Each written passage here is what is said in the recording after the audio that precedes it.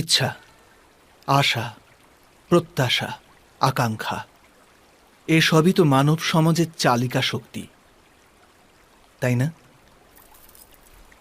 যদি কেউ আপনাকে প্রশ্ন করে যে আপনি কে, তবে আপনার উত্তর কি হবে? বিবেচনা করুন।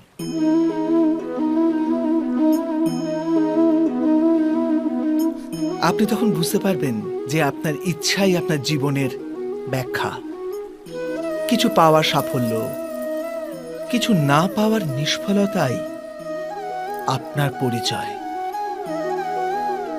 অধিকতর ব্যক্তি এইভাবে জীবিত, নিজের ভেতর থেকে শেষ হয়ে যেতে থাকে, তবু নিজের ইচ্ছেগুলোকে মারতে পারে না। ইচ্ছা তাকে এমনভাবে ছোটাতে থাকে যেমন মৃগের নেশায় শিকারী। কিন্তু আবার এই ইচ্ছাগুলির গর্ভ থেকেই জ্ঞানের প্রকাশও ঘটে। কি করে?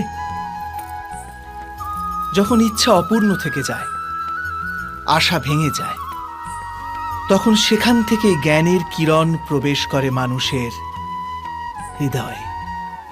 না, এই গাথা শুধু ইচ্ছাদের পরস্পর সংঘর্ষের নয়, নয় মহতাকাঙ্ক্ষা থেকে জন্ম নেওয়া ভয়াবহ রক্তপাতের।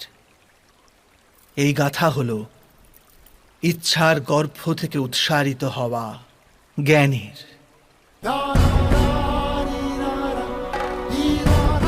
আমি বাসুদেব শ্রীকৃষ্ণ আপনাদের সকলকে নিমন্ত্রণ জানাচ্ছি এই যাত্রা শুরু করার, যা জীবনের মর্ম শেখাবে, মনুষ্যত্বের ধর্ম শেখাবে, পাঁক থেকে উঠে এসে পদ্ম হয়ে ফোটার ধর্ম শেখাবে।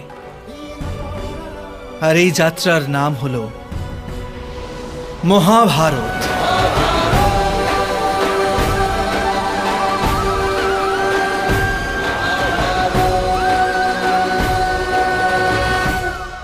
সন্তানের ভবিষ্যৎ সুখে ভরি তোলার চেষ্টা, এই তো প্রত্যেক মাতা পিতার প্রথম কর্তব্য।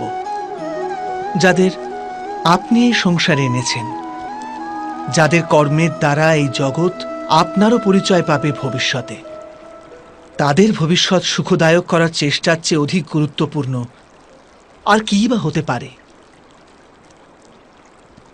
কিন্তু সুখ আর সুরক্ষা,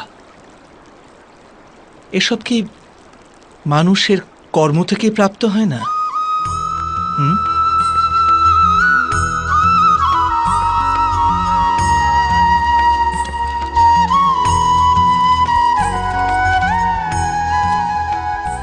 মাতা পিতার দেওয়া ভালো বা মন্দ সংস্কার, বা তাঁদের দেওয়া যোগ্য অথবা অযোগ্য শিক্ষা, এ সবই কি আজকের সমস্ত কর্মের মূল নয়? সংস্কার আর শিক্ষার থেকে তৈরি হয় মানুষের চরিত্র। অর্থাৎ মাতা পিতা নিজের সন্তানদের যেমন চরিত্র নির্মাণ করেন, তেমনই হয় তাদের ভবিষ্যৎ। কিন্তু তবু অধিকতর মাতা পিতা নিজেদের সন্তানের ভবিষ্যৎ সুরক্ষিত করার চিন্তায় তাদের চরিত্র নির্মাণের কার্যের কথা ভুলেই যান।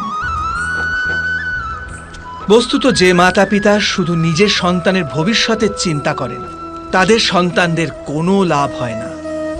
কিন্তু যে মাতা পিতা নিজের সন্তানের ভবিষ্যৎ নয়, তার চরিত্রের নির্মাণ করেন, সেই সন্তানের প্রশস্তি বিশ্ব সংসার করে।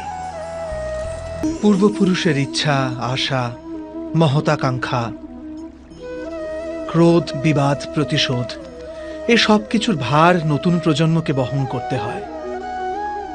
মাতা পিতা নিজের সন্তানকে দিতে তো চান বিশ্বের সমস্ত সুখ, কিন্তু দিয়ে ফেলেন নিজের জমানো পীড়ার সত্তা। দিতে চান অমৃত, কিন্তু সাথে সাথে বিষের ঘড়াও পূর্ণ করে দিয়ে যান। আপনি বিচার করুন, আপনি আপনার সন্তানকে কি দিয়েছেন জীবনে? অবশ্যই প্রেম, জ্ঞান, সম্পত্তি এসব দিয়ে থাকবেন, কিন্তু তার সাথে সাথে ওদের মনকে বিষে দেননি তো পূর্ব শর্ত দিয়ে? ভালো মন্দের পূর্ব পরিকল্পিত ব্যাখ্যা দেননি তো? ব্যক্তির সাথে ব্যক্তির, সমাজের সাথে সমাজের, রাষ্ট্রের সাথে রাষ্ট্রের এই সংঘর্ষ পূর্ব ব্যাখ্যার থেকে নির্মিত নয় কি? হত্যা, মৃত্যু, রক্তপাত এসব কি পূর্ব ব্যাখ্যা থেকে জন্মায় না? অর্থাৎ মাতা পিতা নিজের সন্তানকে জন্মের সাথে সাথে মৃত্যুর দানও দেন, প্রেমের প্রকাশের সাথে সাথে ঘৃণার অন্ধকার উপহার দেন। আর অন্ধকার মনের হোক, হৃদয়ের হোক বা বাস্তবিক হোক, তার থেকে কেবল ভয়ের উৎপত্তি হয়, কেবল ভয়। নির্ণয় নেওয়ার মুহূর্তে আমরা সর্বদা কোনো অন্য ব্যক্তির উপদেশ, সূচনা, মন্ত্রণা বা পরামর্শকে আধার করে থাকি। আর আমাদের ভবিষ্যতের আধার হয়ে ওঠে আমাদের আজকের নেওয়া সিদ্ধান্ত। তাহলে কি আমাদের ভবিষ্যৎ অন্য ব্যক্তির পরামর্শ, কোনো অন্য ব্যক্তির দেওয়া উপদেশের ফল? তবে কি আমাদের সম্পূর্ণ জীবন কোনো অন্য ব্যক্তির বুদ্ধির পরিণাম? আমরা কি কখনো বিচার করেছি? সবাই জানে যে ভিন্ন ভিন্ন লোক একই পরিস্থিতিতে ভিন্ন ভিন্ন পরামর্শ দিয়ে থাকে। মন্দিরে দাঁড়ানো ভক্ত বলে দান করা উচিত, আর চোর বলে যদি সুযোগ পাওয়া যায় ওই মূর্তির গয়না চুরি করা উচিত। ধার্মিক হৃদয় ধার্মিক উপদেশ দিয়ে থাকে, আর অধর্ম ভরা হৃদয় অধার্মিক পরামর্শ দেয়। এই ধর্মময় উপদেশ, পরামর্শ স্বীকার করলে মানুষ সুখের দিকে যায়। কিন্তু এই রকম পরামর্শ স্বীকার করা তখনই সম্ভব হয় যখন হৃদয়ে ধর্ম থাকে। অর্থাৎ কোনো অন্য ব্যক্তির উপদেশ বা পরামর্শ স্বীকার করার আগে স্বয়ং নিজের হৃদয়ে ধর্মকে স্থাপন করা কি অনেক বেশি জরুরি নয়? কখনো কখনো কোনো ঘটনা মানুষের জীবনের সমস্ত পরিকল্পনা ভেঙে দেয়, আর মানুষ সেই আঘাতকে জীবনের কেন্দ্র বানিয়ে নেয়। কিন্তু ভবিষ্যৎ কি মানুষের পরিকল্পনার আধারে নির্মিত হয়? না। যেভাবে কোনো উঁচু পর্বতে যে ব্যক্তি সর্বপ্রথম চড়ে, সেই পর্বতের পাদদেশে বসে সে যা পরিকল্পনা করে, সেই পরিকল্পনায় কি তাকে পর্বতের শিখরে পৌঁছে দিতে পারে? না। বাস্তবে সে ব্যক্তি যত উপরে ওঠে তত নিত্য নতুন পরীক্ষা, নতুন বিড়ম্বনা, নতুন ধরনের অবরোধের সম্মুখীন হয়। প্রত্যেক পদে তার পরবর্তী পদক্ষেপ ঠিক করতে হয়, প্রত্যেক পদে তাকে পরিকল্পনা বদলাতে হয়। না হলে যদি পুরাতন পরিকল্পনা তাকে খাদের দিকে ঠেলে দেয়, সে পর্বতকে নিজের যোগ্য করে তুলতে পারে না, কেবল নিজেকে পর্বতের যোগ্য করার চেষ্টা করতে পারে। আচ্ছা, জীবনের ক্ষেত্রেও তো এমনই হয়। যখন মানুষ তার জীবনের কোনো একটি বাধা, কোনো একটি অবরোধকে জীবনের কেন্দ্র বানিয়ে নেয়, নিজের জীবনের গতি থামিয়ে দেয়, তখন সে তার জীবনে সফল হতে পারে না সুখ আর শান্তি প্রাপ্ত করতে। অর্থাৎ জীবনকে নিজের যোগ্য করার চেষ্টার বদলে স্বয়ং নিজেকে জীবনের যোগ্য করে তোলার চেষ্টাই কি সাফল্য আর সুখের একমাত্র মার্গ নয়? ভবিষ্যৎকে আধার করে সবাই আজকে নির্ণয় করতে চায় ভবিষ্যতে সুখ লাভ হবে, ভবিষ্যৎ সুরক্ষিত হবে, এমন নির্ণয় আজ করার প্রয়াস করতে থাকে সবাই। আপনি নিজের জীবনেই দেখুন, আপনার অধিকতর নির্ণয়ের মূলে ভবিষ্যতের চিন্তা থাকে না। আর কেনই বা হবে না? নিজের জীবনকে সহজ ও সুখময় বানিয়ে তোলার প্রচেষ্টা করার অধিকার সবার আছে। কিন্তু ভবিষ্যৎ তো কেউ জানে না, কেবল কল্পনাই করা যেতে পারে। তবে জীবনের সমস্ত গুরুত্বপূর্ণ নির্ণয় কল্পনার উপর নির্ভর করেই আমরা করি। এই নির্ণয় করার কোনো তৃতীয় পথ হতে পারে? বিবেচনা করুন, সমস্ত সুখের আধার ধর্ম, আর সেই ধর্ম মানুষের হৃদয়ে স্থাপিত। অতএব প্রত্যেক নির্ণয়ের পূর্বে স্বয়ং নিজের হৃদয়কে প্রশ্ন অবশ্য করে নিন যে এই নির্ণয় স্বার্থ থেকে জন্মেছে না ধর্ম থেকে। এটুকুই কি যথেষ্ট নয়? ভবিষ্যতের বদলে ধর্মের বিচার করলে কি ভবিষ্যৎ অধিক সুখময় হয়ে উঠবে না? জীবনের প্রতি ক্ষণ নির্ণয়ের ক্ষণ। প্রত্যেক পদে আগামী মুহূর্তের নির্ণয় করতে করতে যেতে হয়। আর নির্ণয় নিজের প্রভাব রেখে যায়। আজকের নেওয়া নির্ণয় ভবিষ্যতের জন্য সুখ বা দুঃখ লিখে রেখে দেয়, না কেবল নিজের জন্য, নিজের পরিবারের জন্যেও, আগামী প্রজন্মের জন্য বটে। যখন কোনো সংশয় সামনে এসে দাঁড়ায়, মন ব্যাকুল হয়ে যায়, অনিশ্চয়তায় ভরে যায়। নির্ণয়ের সেই ক্ষণ এক যুদ্ধে পরিণত হয় আর মন হয়ে ওঠে যুদ্ধভূমি। অধিকাংশ নির্ণয় আমরা সংশয় থেকে বার হওয়ার জন্য নিই না, কেবল মনকে শান্ত করার জন্য নিয়ে থাকি। কিন্তু কেউ কি ছুটতে ছুটতে খাবার খেতে পারে? না। তবে কি যুদ্ধে যুঝতে থাকা কোনো মন সঠিক নির্ণয় নিতে পারে? বাস্তবে শান্ত মনে যে ব্যক্তি নির্ণয় নেয় সে নিজের জন্য সুখময় ভবিষ্যৎ নির্মাণ করতে পারে। কিন্তু নিজের মনকে শুধু শান্ত করতেই যদি কেউ কোনো নির্ণয় নেয়, তবে সে ব্যক্তি নিজের জন্য ভবিষ্যতে কাঁটা বৃক্ষ রোপণ করে। সংকেত বা পূর্বাভাসের উপর নির্ভর করে আমরা ভবিষ্যতের সুখ দুঃখের কল্পনা করি। ভবিষ্যতের দুঃখের কারণ দূর করার জন্য আমরা আজ পরিকল্পনা করি।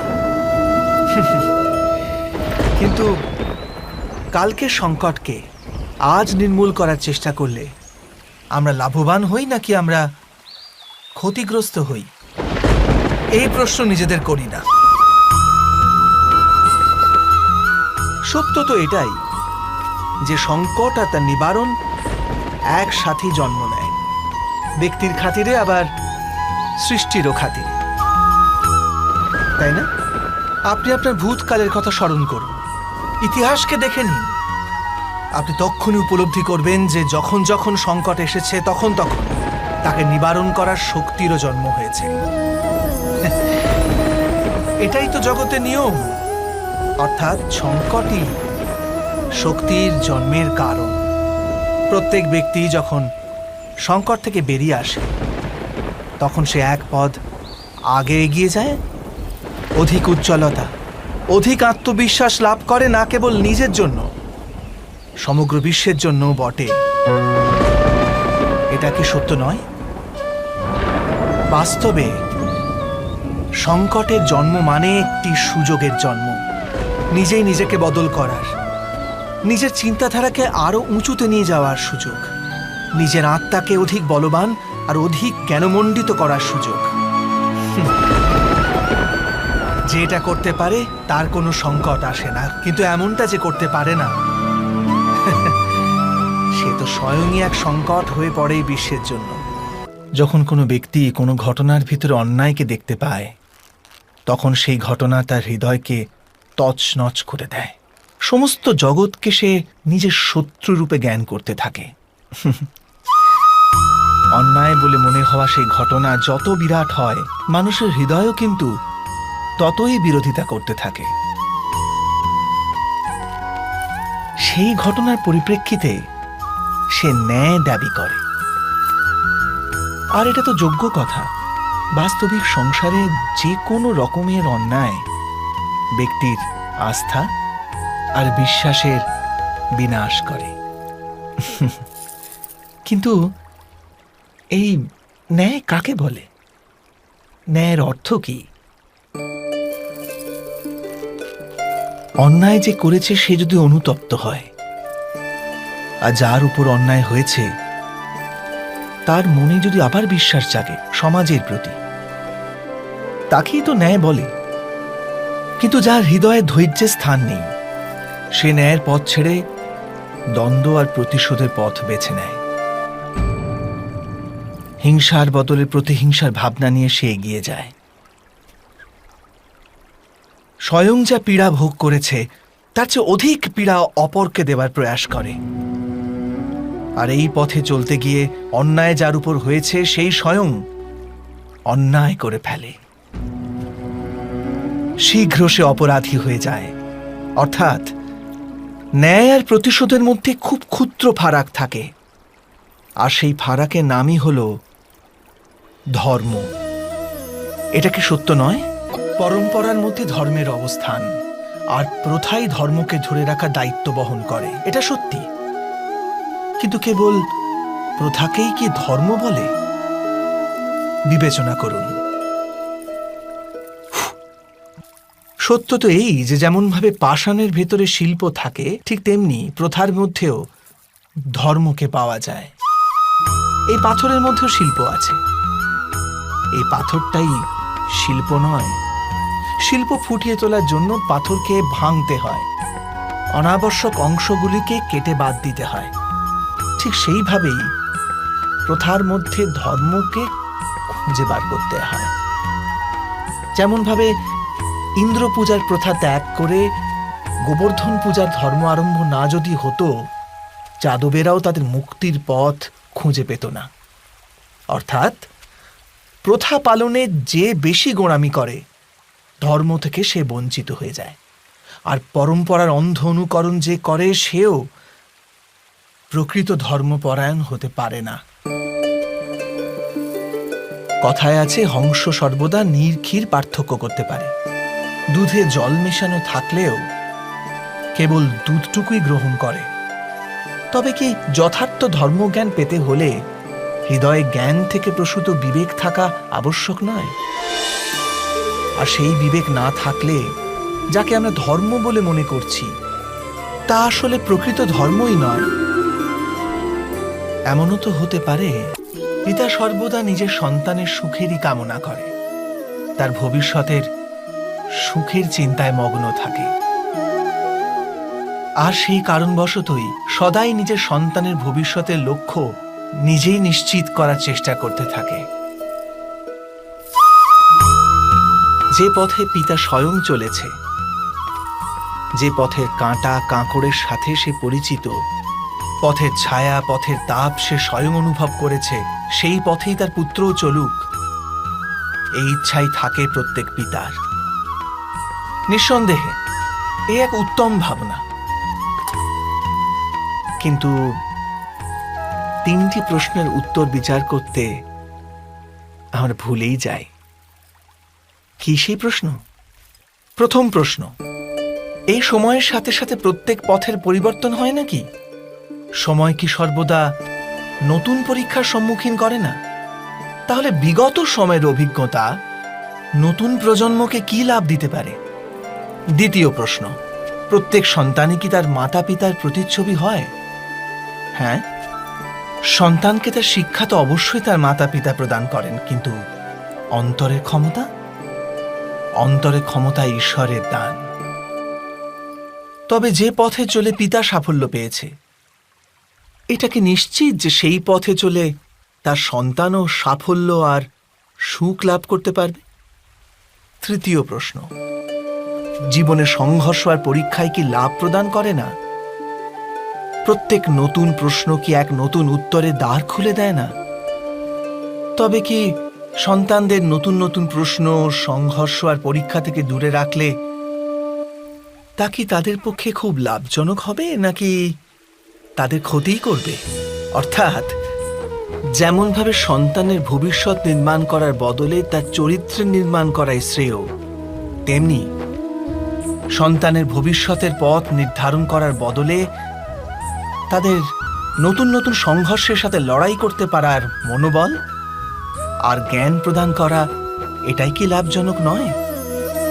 জগতে প্রত্যেক ব্যক্তির কোনো না কোনো দুর্বলতা অবশ্যই আছে। যেমন কেউ খুব অধিক বেগে দৌড়াতে পারে না, কেউ অধিক ভার গ্রহণ করতে পারে না, কেউ কোনো অসাধ্য রোগে পীড়িত হয়ে পড়ে, তো কেউ বিদ্যাপাঠ স্মরণে রাখতে পারে না। এরকম অনেক উদাহরণ আরো আছে।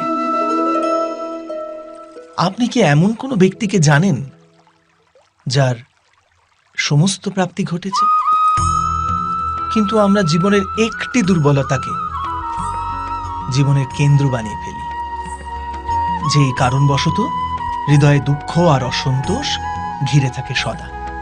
দুর্বলতা মানুষ জন্ম থেকে অথবা কোনো দুর্ঘটনার মাধ্যমে প্রাপ্ত করে, কিন্তু দুর্বলতাকে মানুষের মন নিজের অক্ষমতা বানিয়ে ফেলে।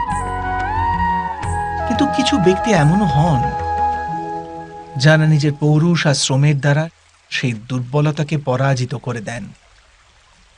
কি বিভেদ আছে এদের আর অন্য লোকেদের মধ্যে? আপনি কখনো এর বিচার করেছেন? অতি সরল উত্তর আছে এই প্রশ্নে। যে ব্যক্তিকে দুর্বলতা পরাজিত করতে পারে না, যে পৌরুষের প্রমাণ দেবার সাহস রাখে হৃদয়ে, সেই দুর্বলতাকে পার করতে পারে। অর্থাৎ দুর্বলতা তো ঈশ্বর প্রদান করেন, কিন্তু নিজের সীমা তো মানুষ নিজেই নির্মিত করে। ভবিষ্যতের দ্বিতীয় নাম সংঘর্ষ। হৃদয়ে আজ যদি কোনো ইচ্ছা জাগে, যদি তা পূর্ণ না হয়, তবে হৃদয় ভবিষ্যতের পরিকল্পনা করে। ভবিষ্যতে ইচ্ছা পূর্ণ হবে এমন কল্পনা করতে থাকে, কিন্তু জীবন না লুকিয়ে আছে ভবিষ্যতে, না আছে অতীতে। জীবনের হদিশ তো আছে এই ক্ষণে, অর্থাৎ এই মুহূর্তের অনুভবেই রয়েছে জীবনের অনুভব। কিন্তু আমরা সব জেনে বুঝেও এটুকু সত্য মেনে নিতে পারি না। হয় আমরা পুরনো স্মৃতি দিয়ে নিজেদের ঘিরে বসে থাকি, অথবা আগামী সময়ের জন্য পরিকল্পনা করতে থাকি। আর জীবন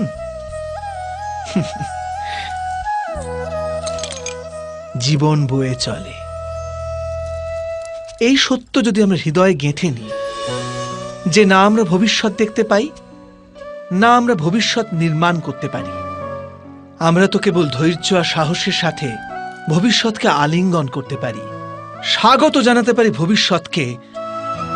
আর তবেই কি জীবনের প্রতি মুহূর্ত জীবনের দ্বারা মুখরিত হয়ে উঠবে না? দুই ব্যক্তি যখন নিকটে আসে, তখন তারা একে অপরের জন্য সীমা আর মর্যাদা নির্ধারণ করার চেষ্টা অবশ্যই করে।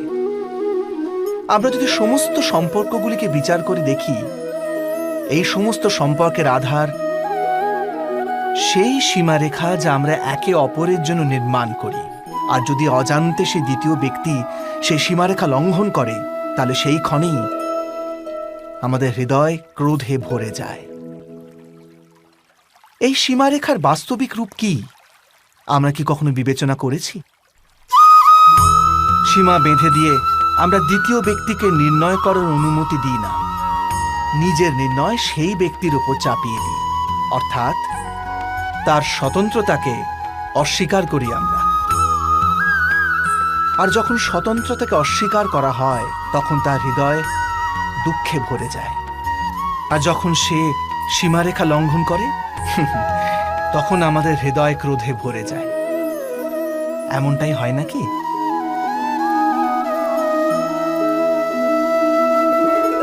কিন্তু যদি আমরা একে অপরের স্বতন্ত্রতাকে সম্মান করি, তাহলে কোনো সীমার প্রয়োজনীয়তাই পড়ে না। অর্থাৎ যে প্রকারে বোঝাপড়া যে কোনো সম্পর্কের দেহ, ঠিক সেইভাবেই স্বতন্ত্রতা সে সম্পর্কের আত্মা নয় কি? মানুষ যখন তার অপরাধের দণ্ড ভোগ করে, তখন হতে পারে সেই ন্যায় বিচারে তার মনে কষ্ট হয়। প্রশ্ন ওঠে তার হৃদয়ে যে যখন সে অপরাধ করেছিল, তখন সে ভিন্ন ব্যক্তি ছিল।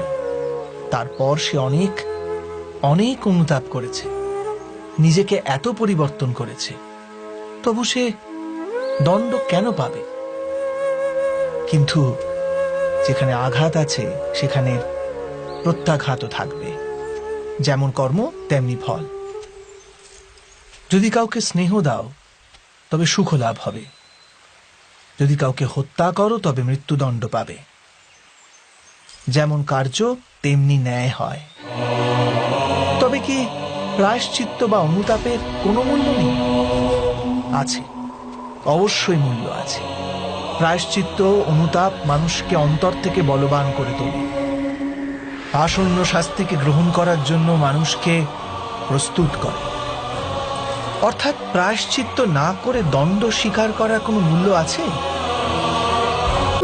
যখন নিজের কোনো ভালো কাজের বদলে দুঃখ লাভ হয়, অথবা কেউ দুষ্কর্ম করেও সুখ লাভ করে, তখন মন অবশ্যই এটা ভাবতে বসে যে তাহলে ভালো কর্ম করার, ধর্মের পথে চলার তাৎপর্যটা কি?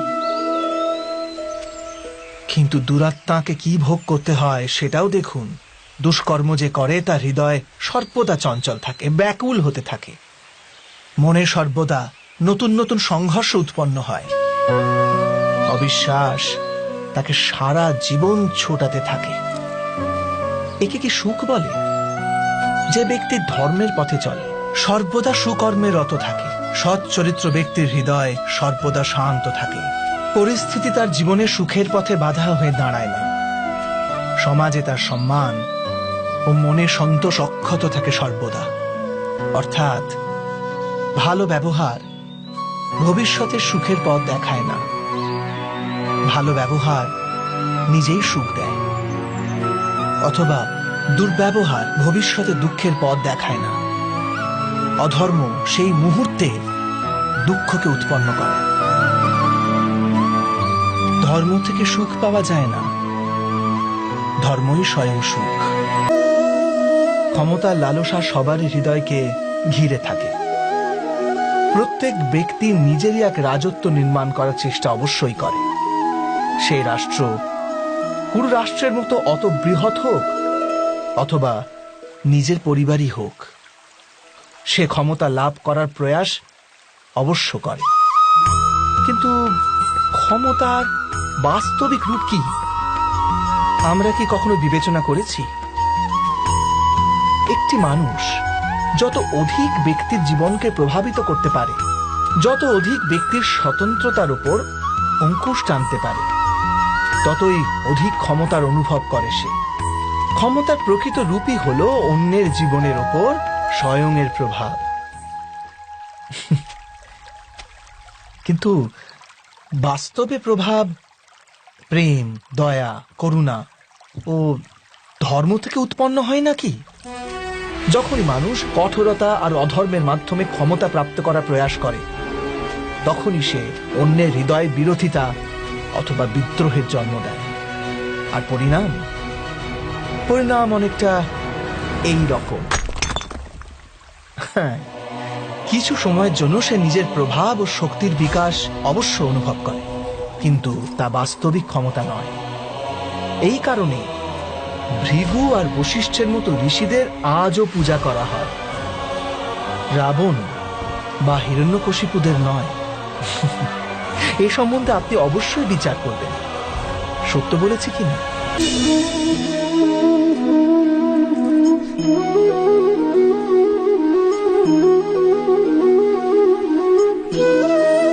জ্ঞান প্রাপ্তি সর্বদা সমর্পণের মাধ্যমেই হয়, এ আমরা সকলেই জানি। কিন্তু সমর্পণের বাস্তবিক গুরুত্ব কি আমরা কি কখনো বিবেচনা করেছি? মানুষের মন সর্বদা জ্ঞান প্রাপ্তির পথে নানান বাধা সৃষ্টি করে। কখনো কোনো অন্য বিদ্যার্থীর প্রতি ঈর্ষা জন্মায়, কখনো গুরুর শেখানো পাঠের উপর সন্দেহ উৎপন্ন হয়, আবার কখনো গুরু দেওয়া কোনো শাস্তি মনকে অহংকারে ভরিয়ে তোলে। তাই নয় কি? কে এমনটাই হয় না?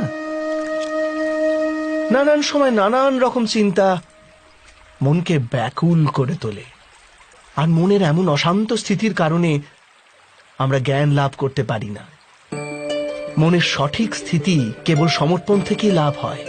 সমর্পণ মানুষের অহংকারকে নাশ করে, ঈর্ষা, উচ্চাকাঙ্ক্ষা ইত্যাদি হীন ভাবনাকে দূর করে হৃদয়কে শান্ত করে আর মনকে একাগ্র করে। বাস্তবে ঈশ্বরের সৃষ্টিতে না জ্ঞানের অভাব আছে, না জ্ঞানী ব্যক্তি। গুরু দত্তাত্রেয় তো গাভী আর ষণ্ডদের থেকেও জ্ঞান লাভ করেছিলেন।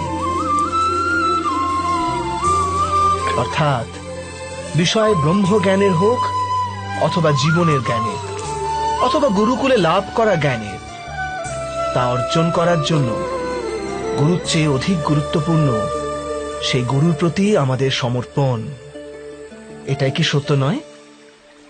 স্বয়ং বিচার করুন।